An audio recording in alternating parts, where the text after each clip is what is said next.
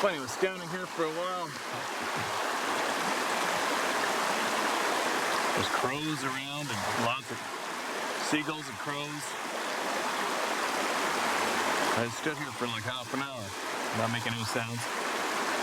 And all of a sudden a raven cawed loud. And the second he let loose, maybe 2 seconds after, this bear came out. I wonder if he was telling me.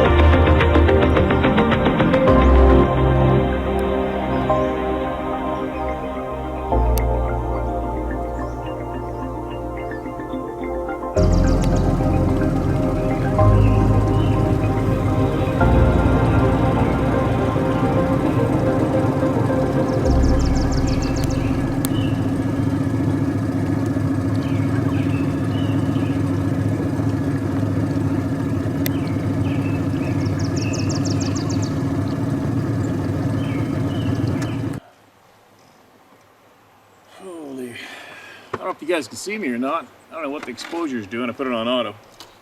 Usually exposure sucks in that camera. That's the camera the goats broke. The first hour I had at home. I think I'm gonna cave in and buy another one before I head up north. Yeah, where am I? The river's so low right now. You've got a view. I'm parked right beside that big boulder that's usually 25 feet in the river. It's fully exposed dry. Front half of it anyway. I'm a little grubby and filthy right now. I had to race like a dog trying to get my poultry barn built and ready to go. We might have shared that earlier. We got word that they were coming early. They're coming tomorrow, so I'm done. Worked my frickin' ass off. It was pretty hot today, so they came down the river, jumped in the river for a bit, and sat there for a while, contemplated life. It's kind of weird. There's probably 6 or 7 crows all around me, like real close. And then I'd probably stand there for about 20 minutes, and then all of a sudden a raven let loose, and not a tenth of a second later, a bear came out right in front of me. Gotta wonder if that raven was talking to me. Probably. But anyway, what do we got? We got voices to be heard. Listen to this one. Hi Steve, I hope this email finds you sassy as always and fighting the good fight.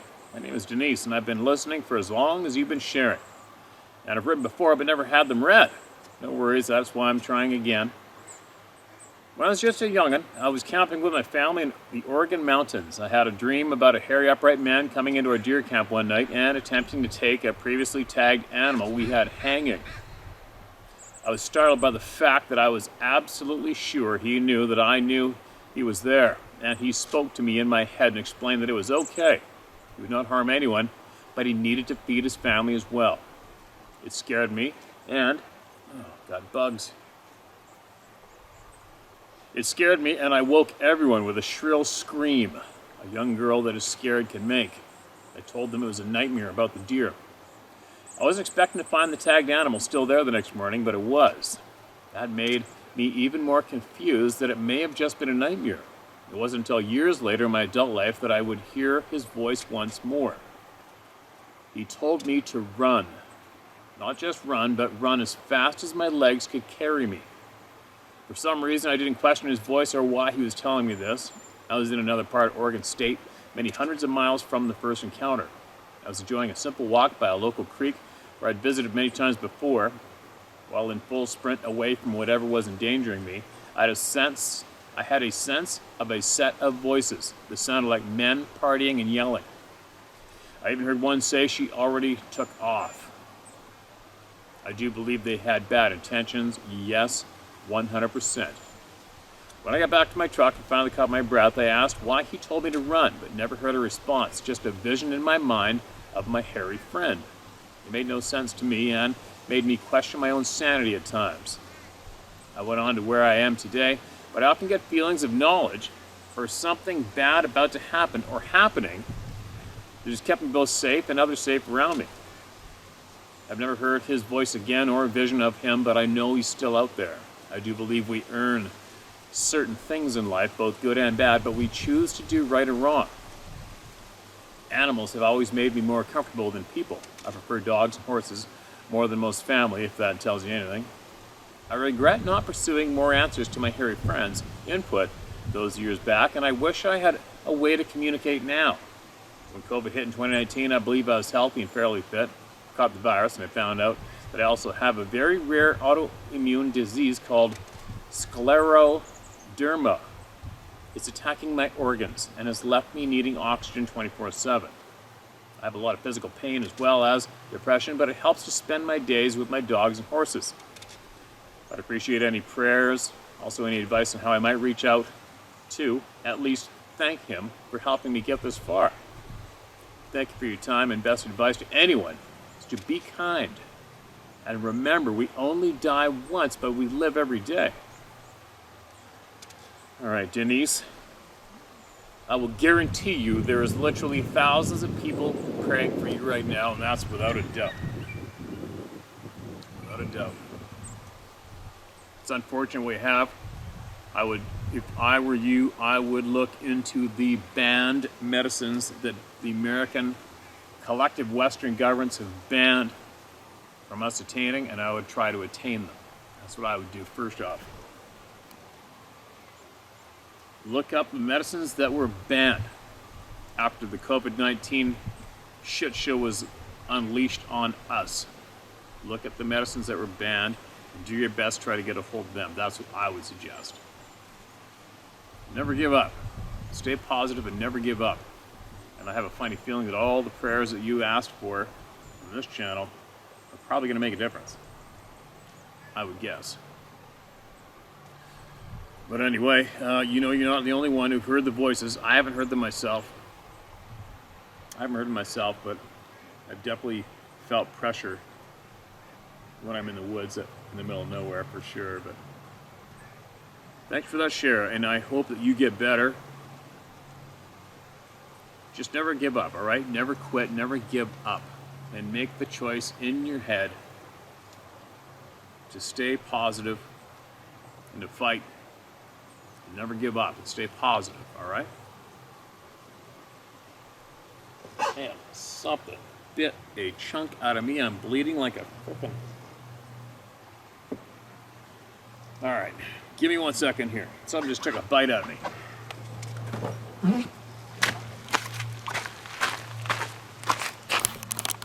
Time to get more voices heard, but I just gotta share a little bit of a something with everybody first. I Sarah and I both were invited to and went over to be with our new friends, our First Nation superhero ladies, and we did talk a lot about this topic, but predominantly the topic of our visit was I was invited to an interview. It was called an interview, and they had some non-native people coming over to meet up with them.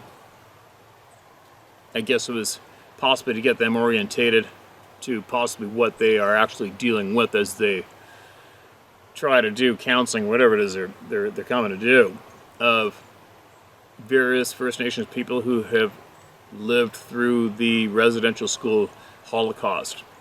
And it really, what am I going to say about this right now? I'm going to share my friend's story. Her story is unbelievable, and she has a bunch of artwork that was presented in Ottawa. Not that Ottawa is anything special to me, but she had a bunch of her artwork is in Ottawa. It's also been at a few universities to help people understand what went down with the residential school, what I am calling a Holocaust.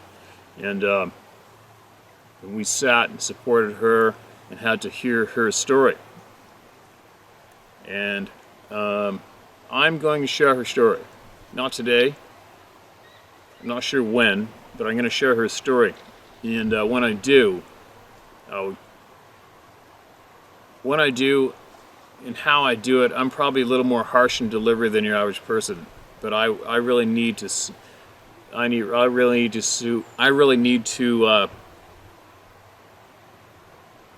need the story to sink in.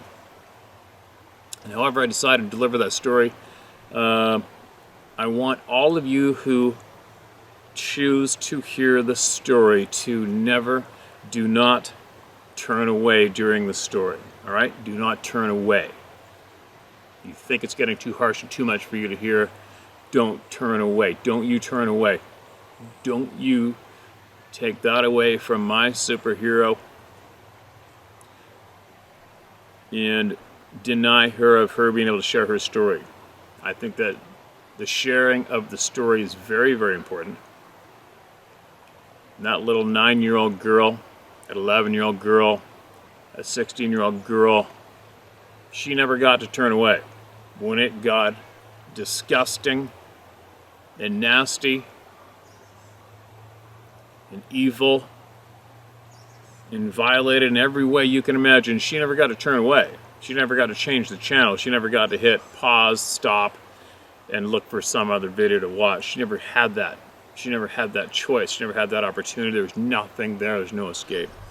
And so I'm just going to give you guys a heads up that when I do share her story, do not turn away. All right? Because that little girl didn't get to turn away.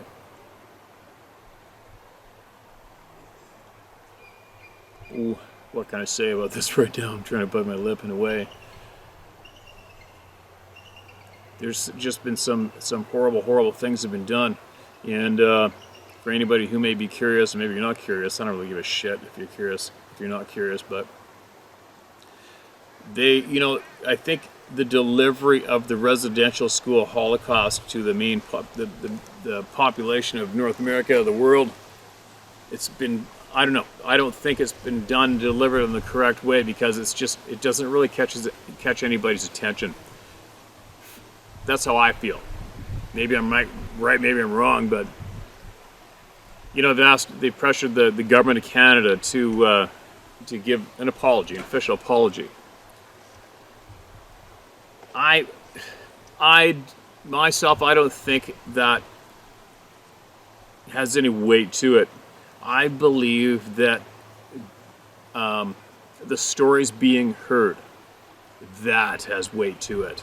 The more people that hear the stories, you have to hear the story. That's very important, especially in Canada, because in Canada, our current slimy criminal who's in power today, his father's his father was actually responsible for the construction of these residential schools, and his father is also responsible for making it law that if you said anything when they came to take your babies, you would be arrested. That's what his father did, okay? So, when that little puke stands there and apologizes to the First Nations people, doesn't do shit for it. I think that that's nothing. What I think is very powerful medicine is when all of you sit and you listen to their story. That is how you can help them heal. And making a difference is by listening to their story. I think that is very, very important. 1,000 times more important than some little sack of shit politician standing there and saying that the government of Canada apologizes. He doesn't give a shit. He does not give a shit. The government does not give a shit about nothing. But you all need to hear the stories. Anyway, that's all I got to say on that right now. It was quite the moment. And it's funny. It's not funny, but one thing that strikes me after meeting my superhero First Nations ladies is I thought that I knew some tough people. I thought I knew some strong people in the past that I've met over time.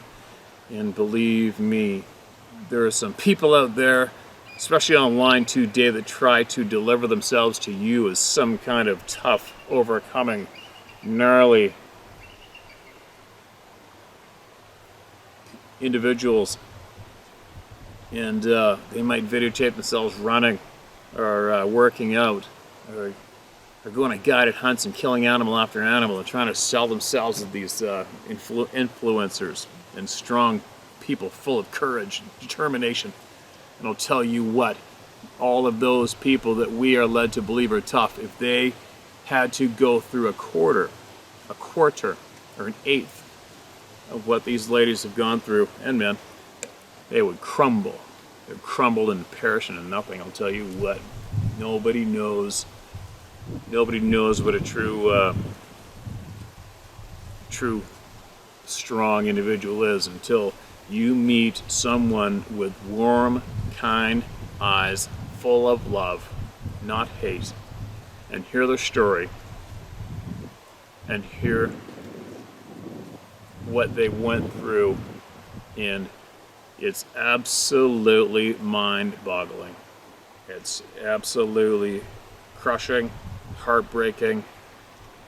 The extent of the evil is, I can't even put it in words. It's unbelievable. Anyway, I'm going to share the story of who I believe is the most strong and loving human being that I have met to date, hands down. And I'm going to share her story, and when I do, I would challenge you to make sure you sit there and you listen to it. You listen to that story, all right? Listen to that story from beginning to end and don't turn away, all right? It's very, very important. Listen to me go.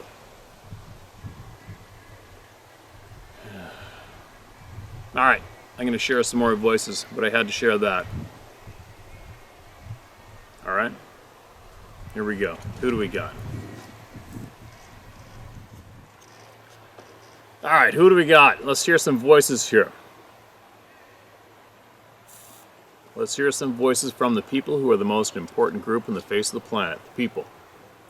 This titled Olympic Peninsula, which I grew up looking at across the water from my bedroom window. So you've read my encounters previously, except for the one I had near Forks, Washington on the peninsula. What had happened there was exactly like what you videotaped about the small trees being broken. I had something break about a dozen alder trees above the 6-foot mark with the diameter, and the diameter was about as big as my wrist, while I was fishing a fairly little known fishing hole. The power it took to do that was, well, you know what I mean. I do. I heard the commotion behind me and figured it was an elk herd, and when I found it on my way back to my truck, if was all I could not to foul my waders and run like hell. Anyway, Steve, I've heard you inquire about the Olympic Peninsula before, as far as I can tell.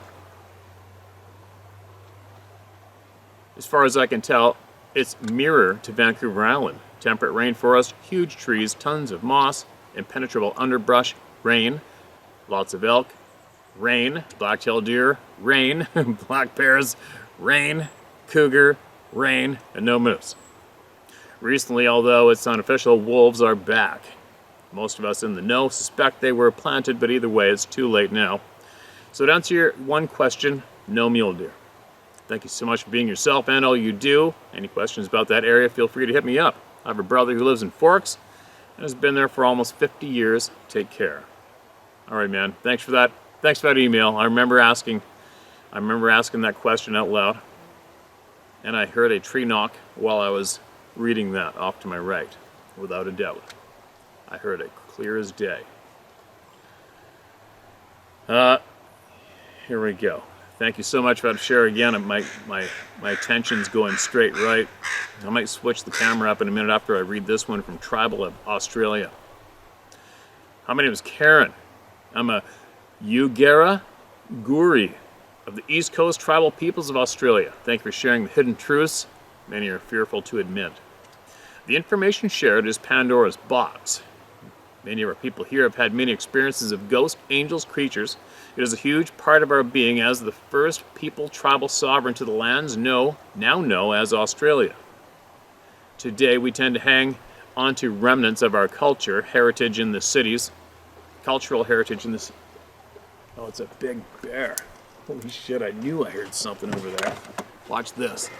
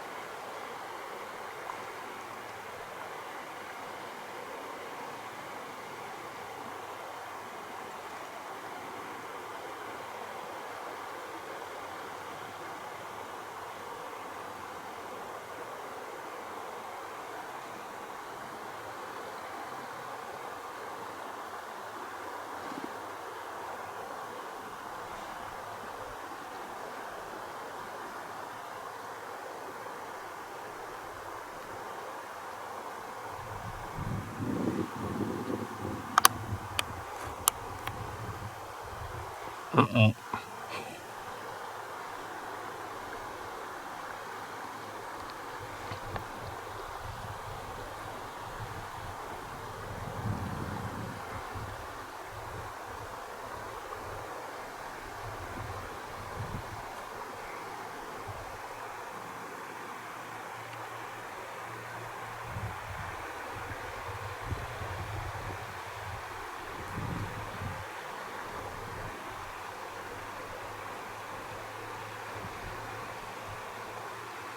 Spider's gonna come to my side for a minute there.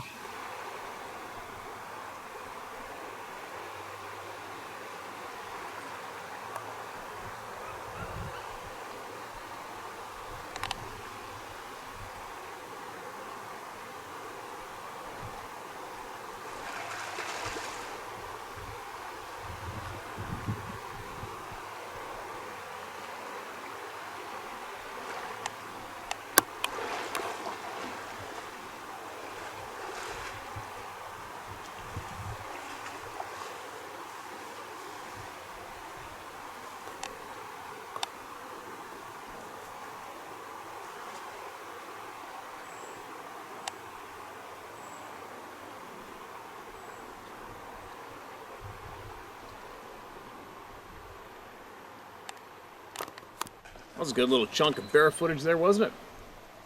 I thought he was going to swim across to me for a minute there. I would have stopped him. He's could have stood up on that rock and yelled at him. He would have left him, I'm guessing.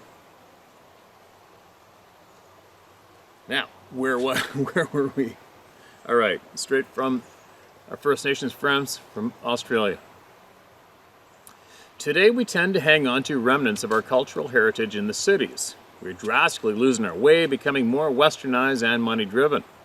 We're reviving our storytelling through the sovereignty movement. Corporations fund a fortune to keep the tribal sovereignty hidden. But we have relit the fires, and many nations are today sitting around the fires. It was around the fire with the old people listening to the reassuring sounds of the earth, revitalizing the atmosphere, strengthening our spiritual and physical immunity away from the supremacist mastery of manipulation and control, enslavement, and desensitizing the people. We all come from tribes, extended family, communal, and this is breaking down under the unlawful systems of rule, distorting histories and spirituality. Many are missing out on the interconnectedness with nature, the supernatural and gifted people. This is what the original peoples are trying to show society. And your show, too, is a great medium giving a voice to many who I believe are stonewalled in the pursuit of truth, of the truth. The Bible is written word, and creation too speaks of its creator, the Great Spirit. Our answers to life and healing comes from the divine, and our motherlands, the spirits of the lands, the institutions of men, are guilty of hiding and distorting the truth, hiding giants, clones, centaurs, and Leviathan, and more.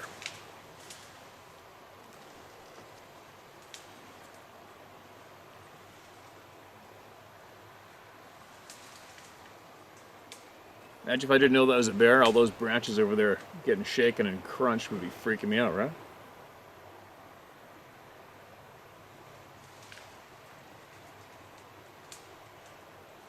Whatever, he's shredding it up. He's good over there, I'm good right here. The educational institutions claiming we evolved from apes is deception.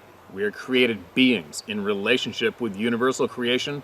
The man-made institutions not only rob people of their motherlands, they harness their ancient energies too, as well as sacred sites and sacred objects to pervert spirituality to serve self.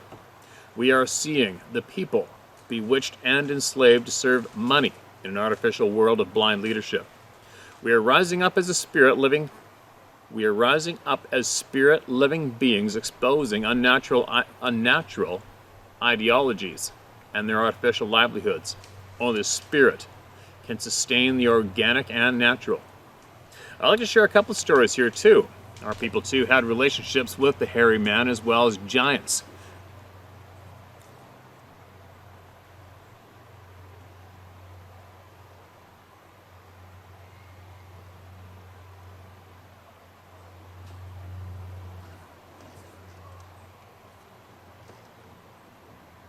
Might have a bear coming up to the left of me, maybe. Whatever.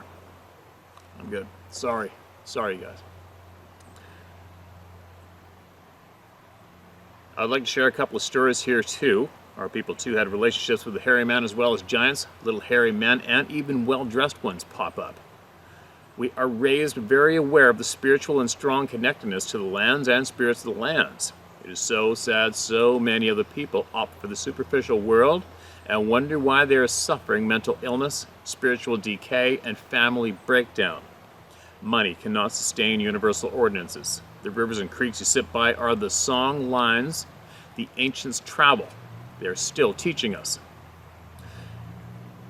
My great-grandmother always shared with us as young children of her growing up in a mission, concentration camps run by priests and nuns, enforced by governors, police, and army.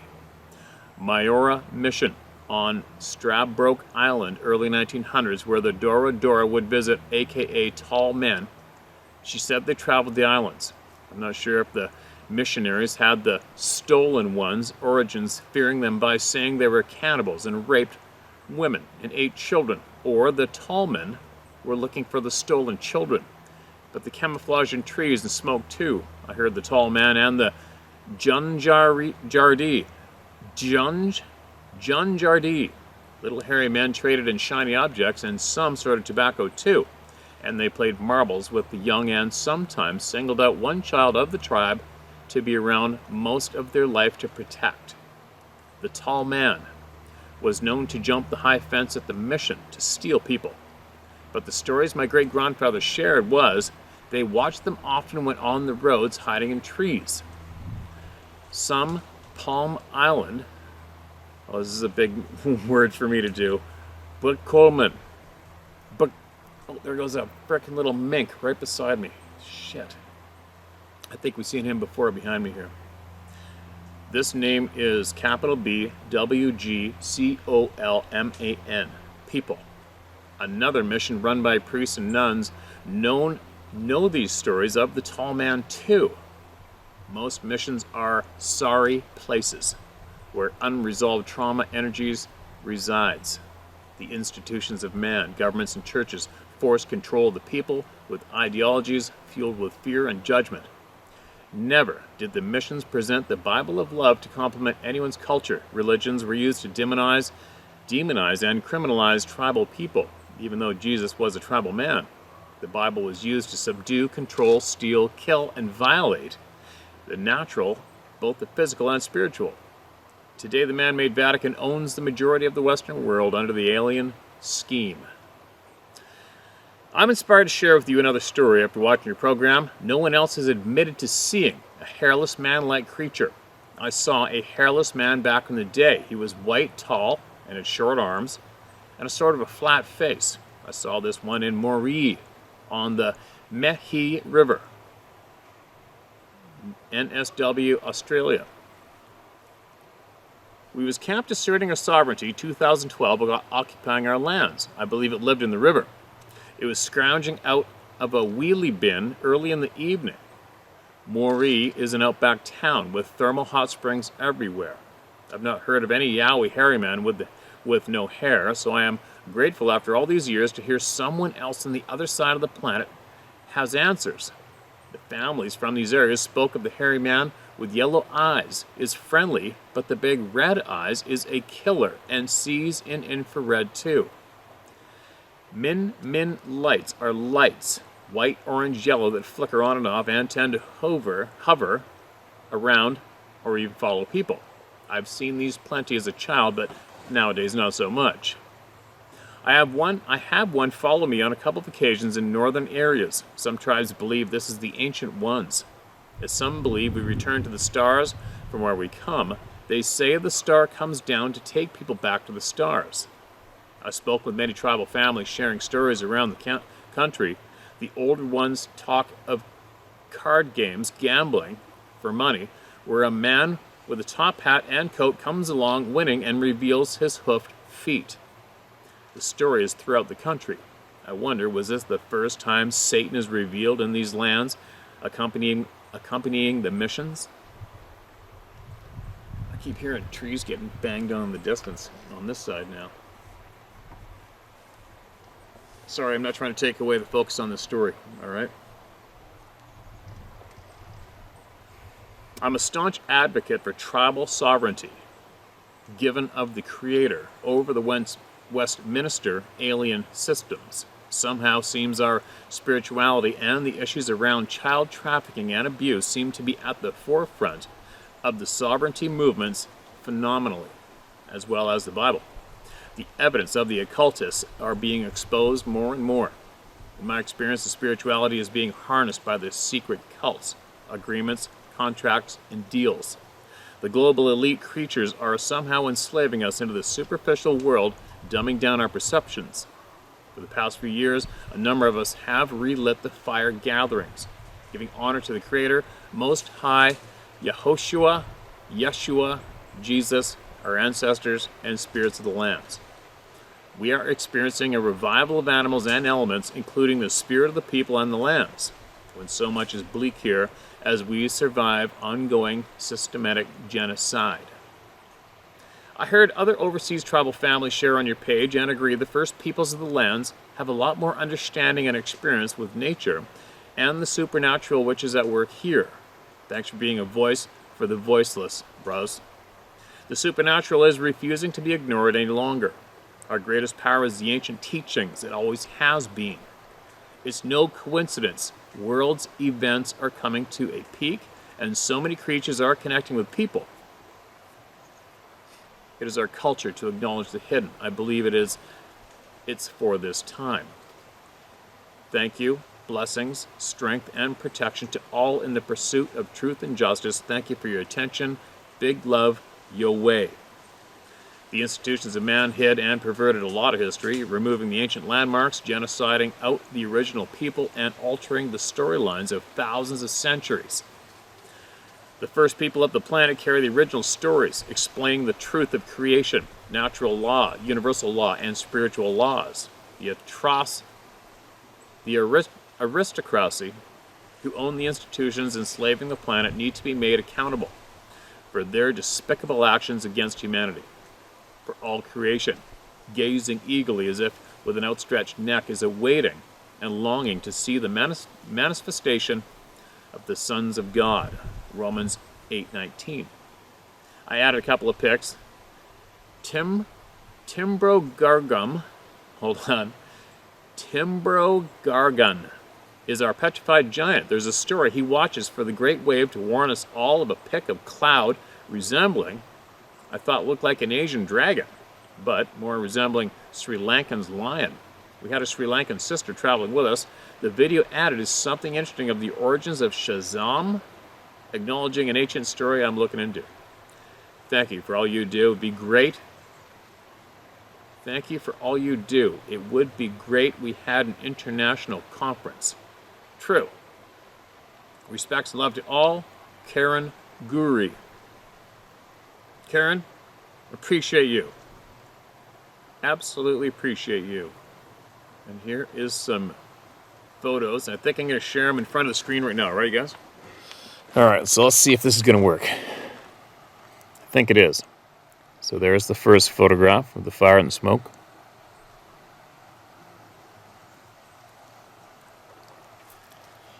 And here's the next one.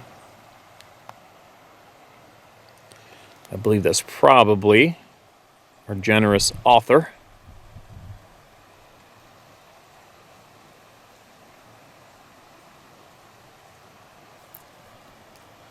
And we have another one.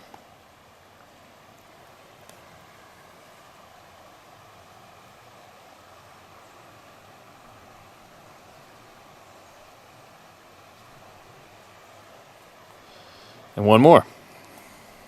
Wow, that looks incredible actually. That is a sloped head with a...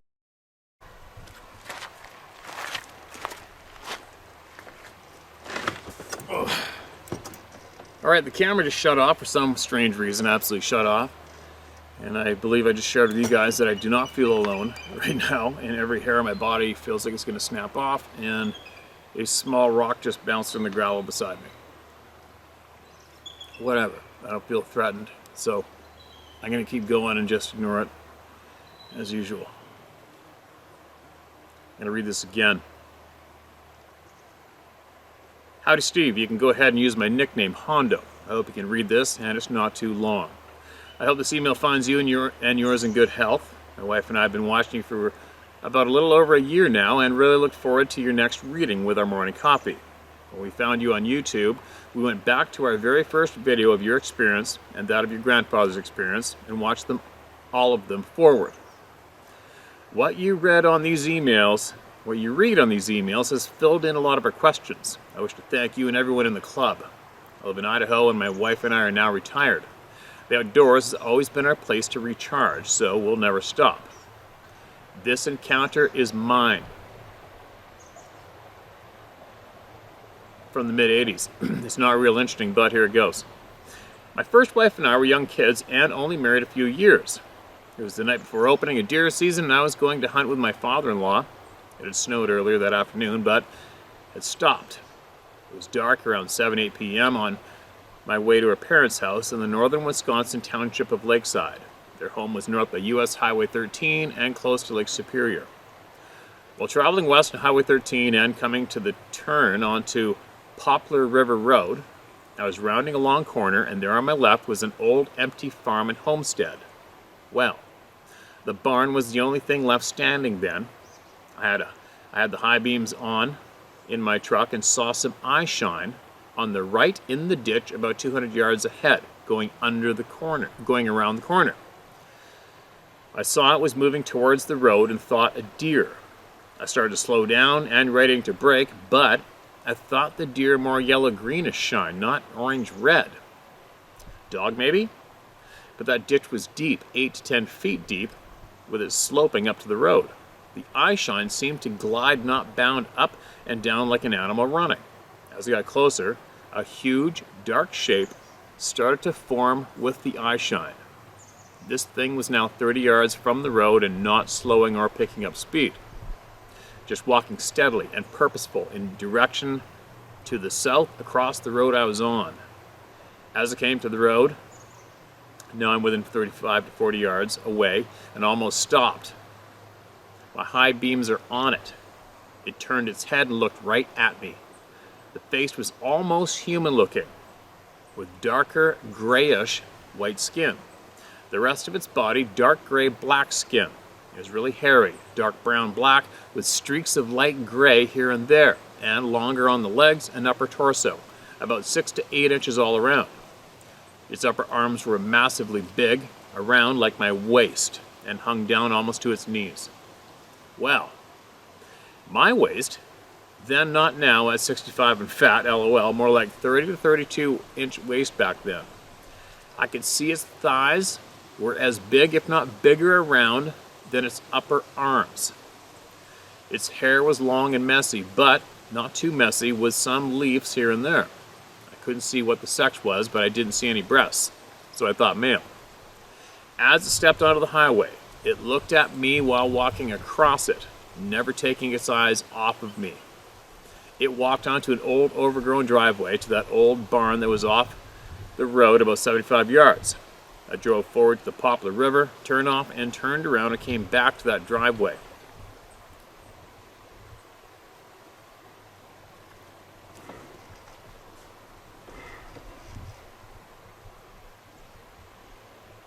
Now it had snowed a little earlier that day, so there was about 6 to 8 inches on the ground, and pulled into that overgrown drive with the truck and shined my lights on the barn. That thing's footprints went right up to and inside the big broken barn doors. I remember thinking about going in to look around and looking down at my 30-06 hunting rifle on the seat next to me and saying, sure, like that's going to do anything. And with a scope on it too. Nope, not tonight. As I backed out of that driveway onto the highway, I saw its prints in the snow on the shoulder where it had come up out of the ditch, and realized that it walked right past that road sign announcing the Poplar River Road turn ahead. I took a break from hunting a couple days later and went back and measured the sign it walked past, and it was 10 feet to the top of that sign. Steve, that thing's whole head was above that sign as it walked past looking at me, with me on the other side of the sign looking back as I slowed to a stop. I went into the barn that day, measured the sign, and there were prints. Yes, prints, with a S walking out the back barn door and across the field into the woods. Funny thing was, only one set of prints going in the front, but more than one going in and out from the barn into the woods. It almost looked like someone or something made a better nest in that barn with field grasses. It snowed, a dusting that night after I saw it, but I could still see the footprints. At least I knew where not to go hunting, LOL. And here's something weird, Steve. My first wife and I divorced a long time ago, but have a son together and remain amicable with each other since the divorce. My wife, now 22 years, and I went back to Minnesota for my son's 40th birthday. There we took him and his family out for dinner, and my first wife and her husband met us out there too. I was wearing a Sasquatch hoodie and said, "I believe." That said, "I believe." My first wife saw it and said, "Remember when we saw that one crossing Highway 13 on the way to Mom and Dad's house?" Steve, to that moment, I don't ever remember her being with me, but remember her the next day at the house. She had come with me because she didn't drive then. We never spoke of it till that night at dinner. She never told her husband until that night too. Weird, right? Very weird. Steve, my wife has an account from her time growing up as an Air Force brat on a base in Alabama, but that's her story to tell. P.S. A First Nation guy here in Idaho told me something about hunting I didn't know. He said the animals are so in tune with what's going on around them that their sixth sense is super sharp. So, when you see a big buck or whatever you're hunting for is walking up. Don't think about it. Don't stare at it. Think of something you really love to do or eat. Looking through a scope and shooting your gun is all muscle... Okay, sorry.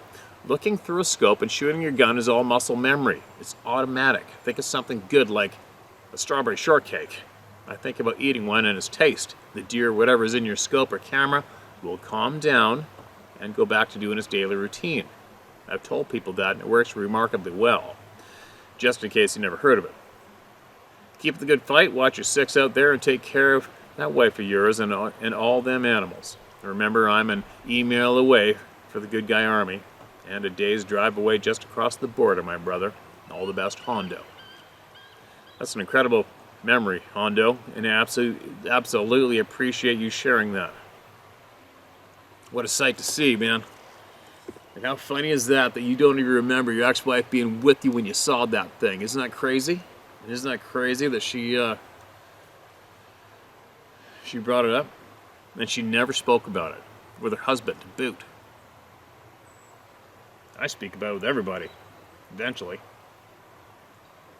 But anyway, I better go. I see a pile of broken branches right there. I'm gonna go check them out. Something went down right there in the bushes in front of me. That's where you guys saw that thing get rifled out of the bush straight at me and hit the quad at 90 degrees. Was it last winter or something? I think. Anyway, I gotta go. I gotta get caught up. Hopefully get caught up with some sleep. I think I woke up at 2 o'clock last night and I was awake until 5 in the morning before I fell asleep again, then up at 7.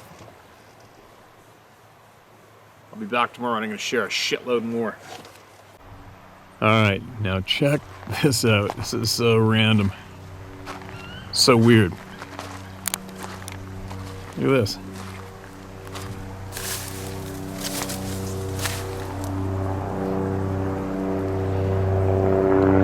Token helicopter. Whatever. But look at the girth of this branch right here.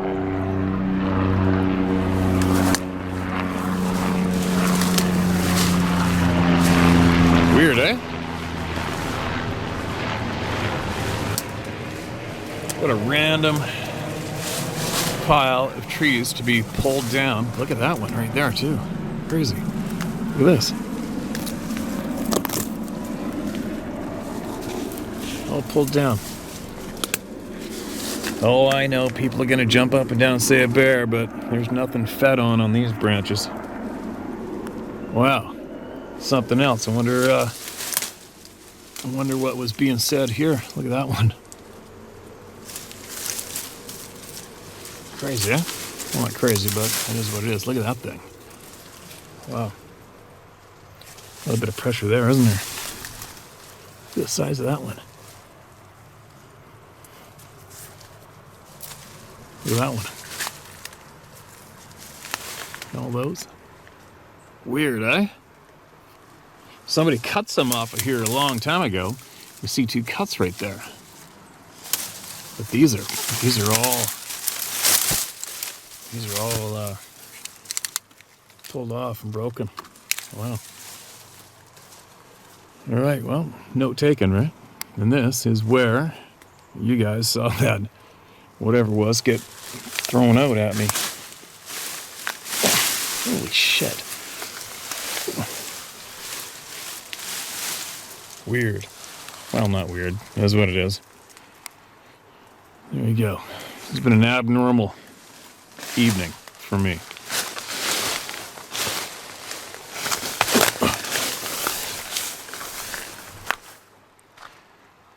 Look at that.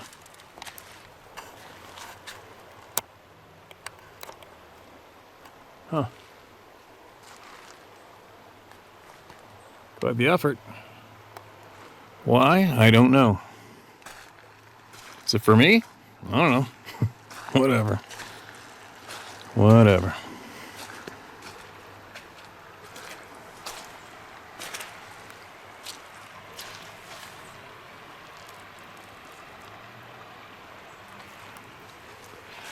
Those toes are kind of different right there, aren't they? Those little ones. That's a bear right there, for sure. But those are kind of different. Huh.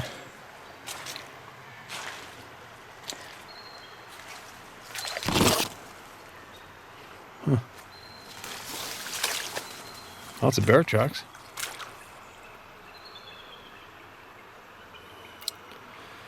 There's a snake right there.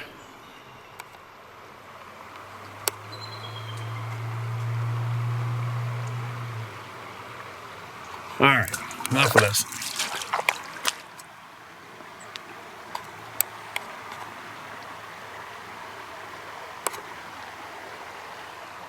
I gotta get out of here.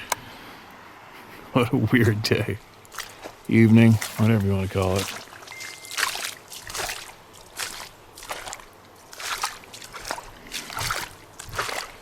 Rock, little pebble hit that gravel in front of me. Whatever, I'm out of here.